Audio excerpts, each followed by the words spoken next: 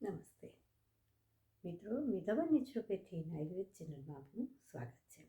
આજે આપણે જોઈએ એક અનાર 100 બીમાર, ફાયદે 200 આવા દાડમ વિશે કે જેનું સેવન આપણને ઘણા હેલ્થ બેનિફિટ આપે છે. આ દાડમનું સેવન સવાર, બપોર, સાંજ આપ કરી શકો છો, પણ સૌથી વધારે ફાયદો તો સવારના ટાઈમે આપણે કરીએ તો મળે છે. ફક્ત 100 ગ્રામ દાડમના દાણાનું સેવન કરીએ. જો દાણા નથી જમવામાં લેવા, ખાવામાં લેવા, તો તેનું જ્યુસ કરીને પી શકીએ. ખાસ એ ધ્યાન રાખવું, તૈયાર પેક જ્યુસ ના લેવું, તેમાં સુગર હોય છે. આ તાજા દાડમના આપણે જોઈએ તો કુદરતે આપણા માટે એક બેસ્ટ ફળ આપ્યું છે. કુદરતનું એન્ટીઓક્સિડન્ટ બોમ્બ છે કે કોઈ પણ નાના મોટા રોગથી બચાવે છે. સાથે સાથે એનિમિયાવાળાને બ્લડ આપે છે. શરીરમાં બ્લડનો ફ્લો વધારે છે. તેથી જ આર્ટરીમાં બ્લડ ક્લોટ નથી થતો. એટલે હાર્ટ પેશન્ટવાળા માટે તો આ સુપર દવા છે. એથી વધારે કેન્સર છે એ લોકોને માટે તો અનિવાર્ય ફળ છે કે સવારે કે બપોર 3 થી 4 વચ્ચે આનું સેવન ફક્ત 100 ગ્રામ દાણાનું કરવું જ જોઈએ, જેનાથી અઢળક લાભ મળે છે. સાથે સાથે મિત્રો, વિટામિન એ, બી અને સી આપે છે. આયરન, ઝીંક, મેગ્નેશિયમ ભરપૂર આપે છે. 100 ગ્રામ દાણામાં જો આપણે જોઈએ તો કેલરી 87 મળે છે અને મેગ્નેશિયમ 12 ગ્રામ મળે છે. આ ફળ કુદરતે જાણે કે માનવજાતને એક વરદાન રૂપે આપ્યું છે. આ ફળનું આપણે સેવન કરીએ. એથી પણ વધારે આપણે આપના ડૉક્ટરને સલાહ લઈને એનું સેવન કરી શકો છો.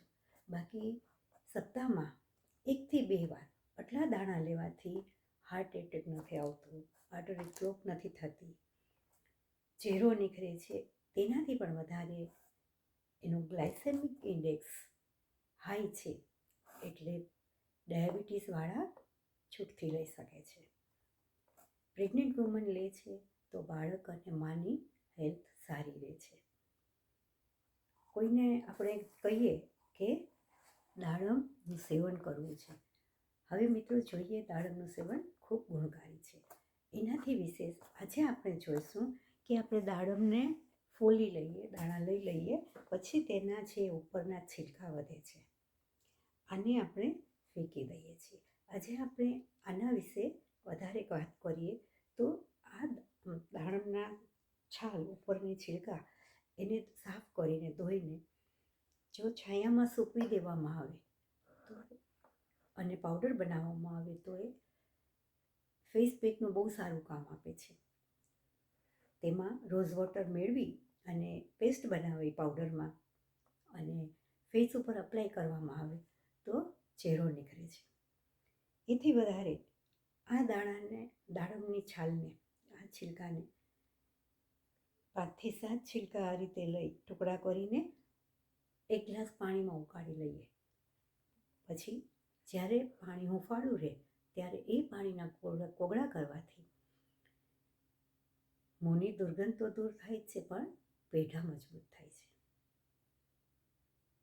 એથી પણ વધારે કોઈને વારે વારે થોડી વારે જમવાની ઈચ્છા થાય છે, જમી લીધું છે તો છતાં પણ ડબ્બા ખંખોળીને કંઈક થોડુંક, બસ મારે બાઇટ કરવું છે, કંઈક ખાવું છે, એવી વ્યક્તિ જો આ દાડમના ઉકાળેલા પાણીને ખાલી અડધો કપ, આપણે કહીએ કે 100 મિલીગ્રામ જેટલું છે, 2 ઘૂંટણા લઈ અને મોઢામાં એકદમ હલાવી અને જો પી જાય તો તેનાથી એનું પેટ એને ભરેલું લાગે છે. થોડી વારે, કલાકે 2 કલાકે જે કંઈ ખાવાની ઈચ્છા થાય છે એમાં કંટ્રોલ આવે છે અને વજન ઘટે છે. ખાસ જેનું વજન વધતું હોય, જેને વજન ઘટાડવું હોય, તેના માટે આ છીલકાના પાણીનું સેવન ઘૂંટડે ઘૂંટડે કરવાથી ઘણો ફાયદો થાય છે. ફ્રેન્ડ્સ, આવી સારી માહિતી માટે આ ચેનલને સબસ્ક્રાઈબ કરો અને કોમેન્ટમાં આપને કોઈ ક્વેશ્ચન હોય, ક્વેરી હોય તો આપ પૂછી